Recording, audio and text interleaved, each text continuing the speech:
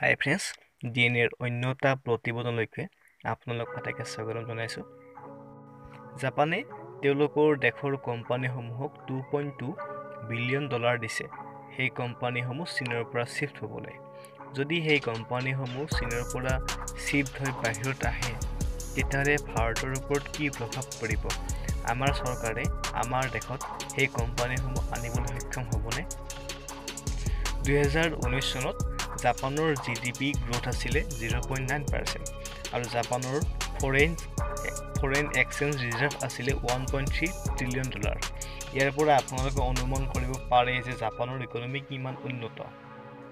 বৰ্তমান পৃথিৱী লকডাউনৰ সন্মুখত আছে।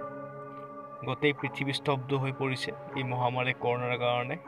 প্ৰথমতে জাপানে কৰোনা কণ্ট্ৰল কৰিব পাৰিছিল যদিও এতিয়াও জাপানে ষ্টেট লকডাউন ঘোষণা কৰিছে। আপুনি জানে যে লকডাউনে এখন দেশৰ ইকনমিত কিমান প্ৰভাৱ পেলাব পাৰে। যদি জাপানে এক মাহৰ কাৰণে লকডাউন ঘোষণা কৰে, যদি জাপানৰ এক মাহৰ কাৰণে লকডাউন চলে, তেতিয়াহ'লে জাপানৰ ইকনমি $50 বিলিয়ন লছ হ'ব আৰু GDP ৰেট 0% হ'ব পাৰে। যিহেতুকে জাপান চৰকাৰে তেওঁলোকৰ কোম্পানীসমূহক $2.2 বিলিয়ন দিছে চাইনাৰ পৰা শিফ্ট হ'বলৈ। ইয়াৰ কাৰণবিলাক আমি আলোচনা কৰিলে গম পাম যে কিয় জাপানে এনেকুৱা কৰিব বিচাৰিছে। 1 নম্বৰ, জাপান আৰু চীনৰ শত্ৰুতা বহুত পুৰণি। দ্বিতীয় বিশ্বযুদ্ধৰ সময়ত জাপানে বহুত চাইনাৰ নাগৰিকক মাৰিছিলে। এতিয়া চীন আৰু জাপানৰ মাজত ইষ্ট চীন সাগৰক লৈ বিবাদ হৈ থাকে। এই সাগৰখনত ডাঙৰ নদী য়াংজি লাগিছে। এই সাগৰত দিবায়ু নামৰ এটা দ্বীপ আছে। এই দ্বীপটো দুয়োখন দেশে নিজৰ বুলি দাবী কৰে। 1995 চনত চীনে এই ঠাইখনত নেচাৰেল গেছৰ ভাণ্ডাৰ আৱিষ্কাৰ কৰি উলিয়াইছিলে। 2012 চনৰ পৰা আজিলৈকে এই দ্বীপক লৈ বিবাদ হৈ আছে। জাপানে প্ৰায় 2-3 বছৰ ধৰি ভাবি আছিল যে কেনেকৈ তেওঁলোকৰ কোম্পানীবিলাক চাইনাৰ পৰা শিফ্ট কৰিব পাৰি। 1990 চনৰ পৰা চাইনাই মেনুফেকচাৰিঙত বেছিকৈ গুৰুত্ব দিছে আৰু নিজৰ দেশত বেলেগ কোম্পানীসমূহ স্থাপন কৰিবলৈ উঠি পৰি লাগিছিলে। আৰু আজি চাইনাত সেইকাৰণে বহুতো কোম্পানী পোৱা যায় আৰু পৃথিৱীৰ প্ৰায় 20% মেনুফেকচাৰ চাইনাই কৰে।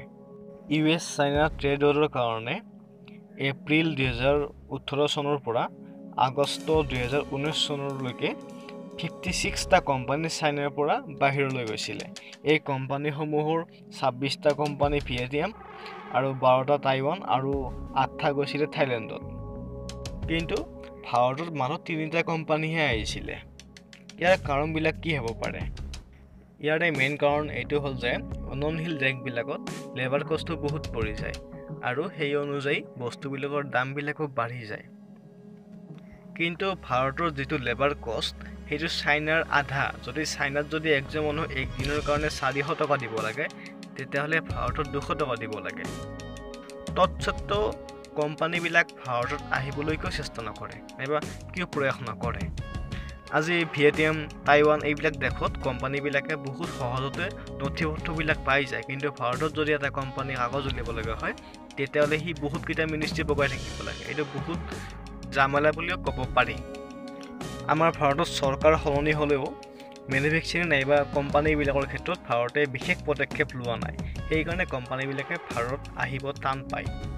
আমি আশা কৰোঁ যে ভাৰত চৰকাৰে কিছুমান এনেকুৱা পদক্ষেপ লওক য'ত নেকি ভাৰতত কোম্পানীবিলাকে ইনভেষ্ট কৰক, ভাৰতত মেনুফেকচাৰিং কৰক।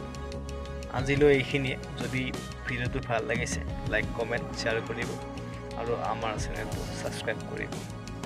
পুনৰ লগ পাম এটা নতুন ভিডিঅ'ৰে। ঘৰত থাকক, সুস্থ থাকক।